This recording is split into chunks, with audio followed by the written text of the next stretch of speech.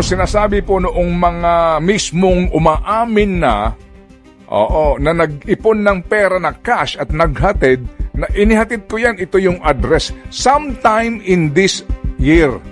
So anong buwan kaya ito? Hindi masyado matandaan. Between this month, may duda na kaagad, di mo matandaan yung saktong peche.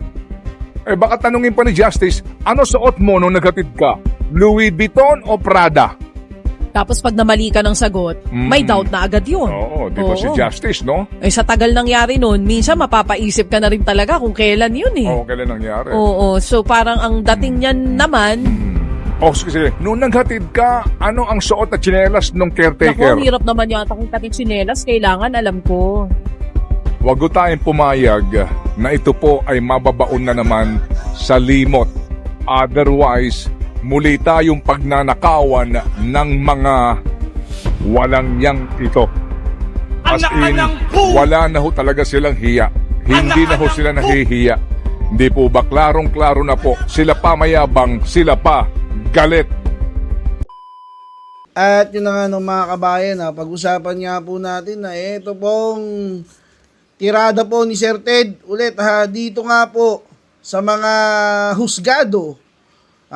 Diyan po, involved po dyan yung ICI, yung ombudsman, na kung saan po mga kabayan, tinetechnical yung mga witness mga kabayan. Mantakin mo, doon sa pagtatanong sa mga witness mga kabayan, pati po yung, kasi yung iba dyan sobrang tagal na, di po ba? Kumbaga, yung narration ng kwento, halimbawa, yung witness, sinabi niya, kailan mo dinideliver yung mga Rimowa bag sa bahay ni Romualdez? Siyempre, nasabihin sa iyo sa mga year 2001, 2021, mga ganon, 2022, anong month? Siyempre, malalaman pa rin yung month. Tapos pati yung, siguro, yung araw, malabo na yun eh. Pero yung exact date, exact time, diba? Pati yung kulay ng damit, kulay ng damit nung pinagdeliveran, pati yung, mantakay mo, pati yung kulay ng tsinelas, mga kabayan. Di mo ba?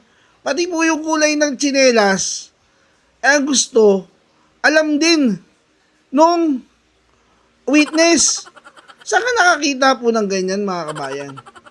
Baka pati yung yung suot na kulay ng brief, itanong din ng mga husgado. Kaya sinasabi po nito ni Remulla na hindi daw po credible itong si Gutesa, dahil hindi daw po niya maalala yung exact date. Kalokohan po yun, mga kabayan. Napakalaking kalokohan po nun. Ikaw ba, Sir Remulla, naaalala mo pa ba nung 2021? Anong kulay nung suot mo nung October 11, 2021, nung tumae ka sa bahay ninyo ng umaga? Alam mo pa ba yung kulay ng suot mo? Pag nalaman mo yan, sir, pag nasabi mo kung alam mo kung anong kulay ng suot mo nung October 11, 2021, ng umaga, kung anong kulay ng suot mo nung tumae ka, diba, maniniwala na kami sa'yo. Pero hanggat hindi mo alam kung anong kulay ng suot mo, diba, kasi may hangganan lang yung utak ng tao mga kabayan. May hangganan lang yan, may lapses yan. Hindi lahat maaalala mo. Kahit yan nung nag-birthday ka last year, diba, anong suot mo nung nag-birthday ka last year? Hindi mo na nga rin alam sige, sabihin mo, anong suot mo nung linggo? Di ba? Nung nagsimba ka nung linggo, anong kulay ng suot mo? Maalala mo ba lahat yun? Siyempre, hindi. Kaya nga, buti sana kung babae ka. Yung mga misis natin, diba? Mga girlfriend. Talagang magaganyan. Pati lahat, naaalala nila mga kabayan Pero yung pag ganyan, di ba? Imposible mo na maalala yan. O ito mga kabayan, panoorin po natin yung logic dyan ni Sir Ted Filon patungkol nga po sa usapin ng pagiging witness. At ito yung mga kabayan, baka daw umabot pa po ng 17 years bago may makasuhan po dito o may makulong. Ito, tignan po natin, panoorin po natin to. Sir Ted, pasok po. Bakit ba ang lalakas na loob po ng iba, no, na patuloy pong lumabag sa mga klarong panuntunan, mismo po sa Ligang Batas nagsasabi na ipinagbabawal sa inyo ang makilahok sa anumang financial dealing sa gobyerno, etc., etc. Kasi nga po, yung pong tagal ng proseso, girl, at habang napakatagal ng proseso, maaring gamitin po noong pusakal na na opisyal ng gobyerno yung kanyang ninakaw para eventually po ipagtanggol ang kanyang sarili. Okay. Yan po ang sitwasyon. Kasi nga din po ang tagal. Ako hulang naman ay may babanggitin din po na isang kaso ngayon na umabot po ng 17 taon bago magkaroon ng finality yung desisyon. Dito po sa isang diskwalifikasyon ng isang LGU official. 17 years from now, bago magkaroon ng decision sa flood control scandal. Kung bebenasin tayo. Buenas pa tayo noon?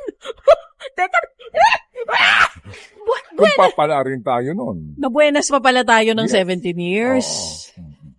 Di kaya next year? Kasi ngayon, maaari ho nilang madaliin, di ba? Sabi nga po, maghahain ng kaso by December, hindi pa natin sure dyan kung sino-sino iyon. At Kung kasama na ba malalaking isda doon? opo, yung mga proponents na kung sino pa ang mga magnanakaw ng malaki, sila pa mayabang. Hindi po ba? Hindi pa tayo sure dyan.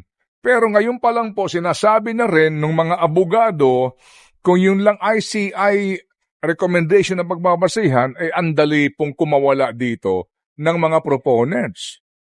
Kasi walang actual na bigayan. Ang Sandigan Bayan po, ang mga doktrina niyan, para bagang kinakailangan yung mga korap sa gobyerno may voucher na pipirmahan. Received the kickback amounting to 600 million pesos. Dapat ganun. Oo. Na pinipirmahan nimot, may testigo na pumipirma ka. Na para bang may gagawa nun.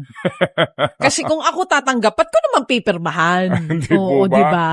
Oo. Sa desisyon nila, at saka sila, depende siguro sa gising ng justice o depende po sa pakiusap ng abogado naglalakad, yung magiging panuntunan.